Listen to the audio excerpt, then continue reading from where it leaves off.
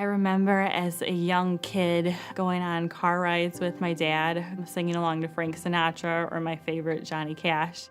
Locking myself in the bedroom as a teenager and blasting the radio and singing into my hairbrush. But I also remember going to a middle school camp and really connecting with the Lord through music. Found myself as a young 20-something just going through the motions of life. I strived to be the best mom and be the best wife that I could, but never really felt like I was completely fulfilled. Until one day, I remember the pastor talked about this huge need for vocalists, and my husband just told me, this is something that I really think that you can do. I loved it, and the more I dove in, the more I just craved it, and I wanted to do it more and more because I finally felt like I had this sense of identity. I was brought on staff as a worship leader. I quickly realized that ministry requires a lot of time. I kind of put it first before my family. I recall getting ready for a Sunday service, and I went to lead a song. I started singing and the notes just were not coming out, and I knew something was wrong. I went to see a doctor, and she said, "Amanda, do you know that you have this large mass in your neck? We need to make follow-up appointments. We need to do a scan. We need a cancer specialist." When you hear people tell you cancer at 29 years old, it's extremely scary. I lost my dad to cancer. I saw him battle melanoma that went from his sinuses to his ears to his voice box and eventually took his life. I was scared because I saw what he went through. A week later, I met a team of cancer doctors.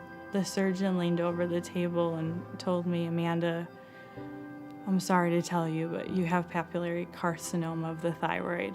It's probably the largest I've ever seen in a female under 40, and it's definitely why you've been developing those vocal nodules and causing you to sing wrong. From the scans that I'm looking at, I'm probably going to assume you have a 5% chance that your voice will be intact." I had worked so hard to develop this gift that God had given me, and I was afraid that it was going to be completely gone. What's a worship leader who can't sing? And this is really what I felt like God was calling me to do. But it was being taken away.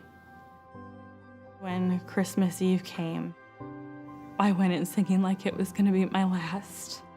I remember the very last service, singing Silent Night, and it was as if the Lord just whispered to my ear, "Amanda, I will use your voice in more ways than you can imagine. It just might not be on this platform." As I was getting ready for the surgery, I remember being in one of my quiet moments with the Lord. I was going through the story of Abraham and Isaac, and it really hit home for me that in so many ways the gift that God had given me was my Isaac. Abraham had longed for Isaac, that gift from God, and I had longed to be able to develop and to do this ministry. And I realized that the voice that God had given me was never mine. And I just found this new sense of identity in Christ and not necessarily how I can give back to Him. Right before the surgery, I felt huge peace. But what they thought would probably only take 30 to 45 minutes wound up turning into almost 3 hours. There was some internal bleeding, and the doctor said I was too concerned about the blood. I don't know if I touched a nerve. I remember talking to the nurses, and I couldn't talk. There was no sound coming out. I went for my 6-week checkup, and the doctor was shocked that I still wasn't able to sing. I remember realizing I'm going to have to talk to my boss and to my team and put my resignation in. I remember being around the house and just cleaning up, and I started to just randomly sing. I was holding the laundry basket, and I dropped it, and I just completely fell to my knees. I was just praising Jesus.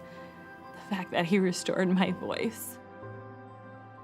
Nobody ever wants to have cancer. Nobody ever wants to go through a dark storm. But I'll tell you, I have found some of the greatest joys because of what I've gone through.